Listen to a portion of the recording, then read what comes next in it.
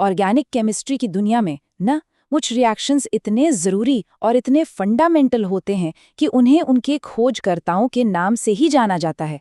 ये जो name reactions हैं, ये सिर्फ रटने वाली चीज़ें नहीं हैं, बल्कि ये एक केमिस्ट के टूलकिट में रखे उन खास औजारों की तरह हैं जिनसे नए नए मॉलिक्यूल्स बनाए जाते हैं।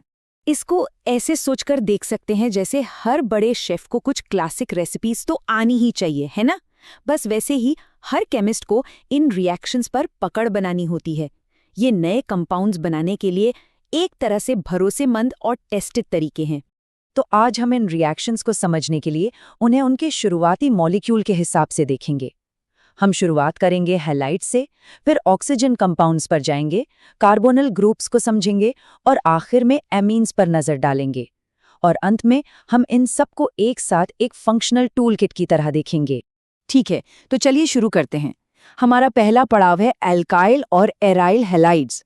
ऑर्गेनिक सिंथेसिस में अक्सर शुरुआत इन्हीं से होती है, क्योंकि ये काफ़ी रिएक्टिव होते हैं और इनसे कई तरह के काम लिए जा सकते हैं। और ये जो सोर्स नोट्स हैं, ये भी बिल्कुल पॉइंट पर आते हैं।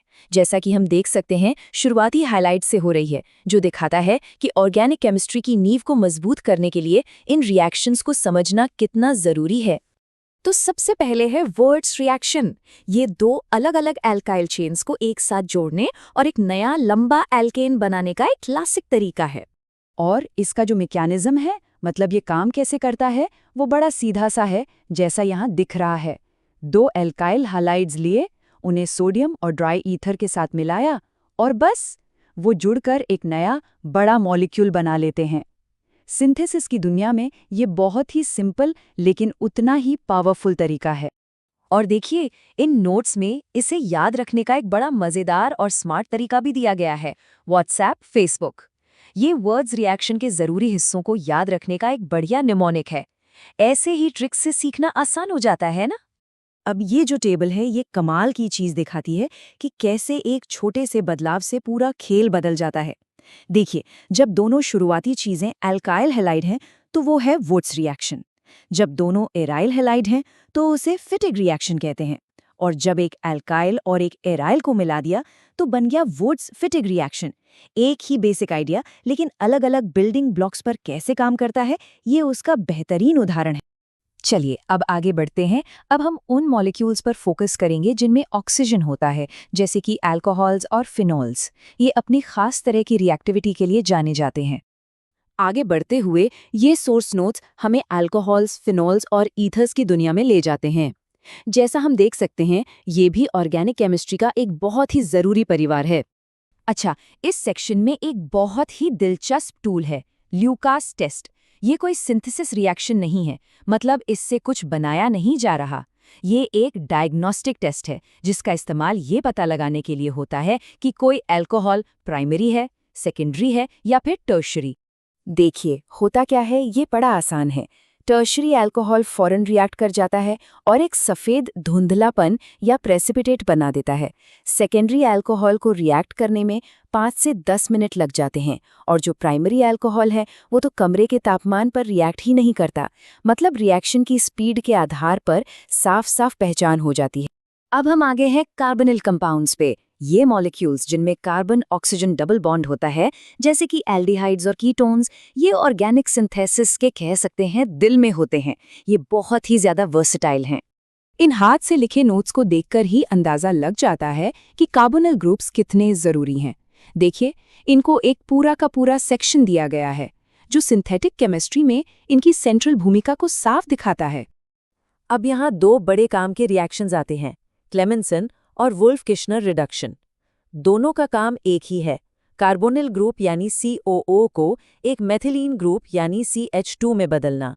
लेकिन असली बात यह है कि दोनों बिल्कुल उल्टी कंडीशंस में काम करते हैं। क्लेमेंसन को चाहिए एसिडिक माहौल, तो वुल्फ-किश्नर को चाहिए बेसिक। तो कौन सा इस्तेमाल करना है, ये इस पर निर्भर करता है कि हमारे मॉलिक्यूल के बाकी हिस्से किस माहौल में स्टेबल रहेंगे। इसी सेक्शन का एक और बड़ा खिलाड़ी है एल्डोल कंडेंसेशन। ये कार्बन कार्बन बॉन्ड बनाने का एक और ज़बरदस्त तरीका है, जिससे केमिस्ट छोटे छोटे टुकड़ों को जोड़कर बड़े और कॉम्प्लेक्स मॉलिक्यूल्स तैयार कर पाते हैं। चलिए अब हमारे सफर के आखिरी पड़ाव पर आते हैं, एमीन्स, यानी वो कंपाउंड्स जिनमें नाइट्रोजन होता है। यहाँ एक खास चीज है जिसे डायाजोनियम सॉल्ट कहते हैं। ये एक इंटरमीडिएट है जो कई सारे रिएक्शंस के लिए एक गेटवे, एक दरवाजे की तरह काम करता है। जैसा कि नोट्स में दिखाया गया है, डाइजोटाइजेशन रिएक्शन एक एमीन को एक बहुत काम के डाइजोनियम सॉल्ट में बदल देता है। अब ये जो चीज बनती है ना, ये इंटरमीडिएट, ये बहुत रिएक्टिव होती है और इसे बड़ी आसानी से कई अलग-अलग फंक्शनल ग्रुप्स में बदला जा सकता है। और यहाँ फिर से एक बड़ा दिलचस्प पैटर्न देखने को मिलता है। सैंडमेयर और गैटरमैन दोनों रिएक्शन डाइजोनियम सॉल्ट को एराइल हैलाइड में बदल देते हैं, लेकिन दोनों में अलग-अलग कैटलिस्ट इस्तेमाल होते हैं। सैंडमेयर में कॉपर आइस सॉल्ट लगता है, जबकि गैटरमैन में सीधे कॉपर पाउडर का इस्तेमाल होता है। ये एक छोटा लेकिन बहुत ज़रूरी फ़र्क है। तो अब तक हमने कई सारे अलग-अलग नेम रिएक्शंस देख लिए।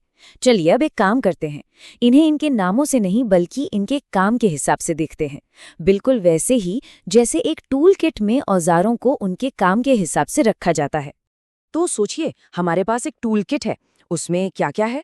अगर कार्बन चेन को लंबा करना है तो हमारे पास वुड्स और एल्डोल जैसे टूल्स हैं। नए फंक्शनल ग्रुप्स जोड़ने या बदलने हैं, उसके लिए सैंडमेयर्स जैसे रिएक्शंस हैं। अगर किसी फंक्शनल ग्रुप को हटाना ही पड़ जाए तो क्लेमेंसन या वुल्फ किश्नर काम आते हैं। और तो और मॉलिक्यूल्स की पहचान करने के लिए ल्यूकास टेस्ट जैसा एक डायग्नोस्टिक टूल भी है। ये सब मिलकर एक सच में बहुत पावरफुल सिंथेटिक टूलकिट बनाते हैं। तो असल में हर रिएक्शन एक औजार है और इन औजारों को सही तरीके से मिलाकर अनगिनत संभावनाएं खुल जाती हैं। असली क्रिएटिविटी इसी बात में है कि कौन सा टूल कब और कैसे इस्तेमाल करना है। तो असली सवाल ये उठता है कि अब जब ये टूल किट हमारे सामने खुली है तो इससे अगला क्या बनेगा।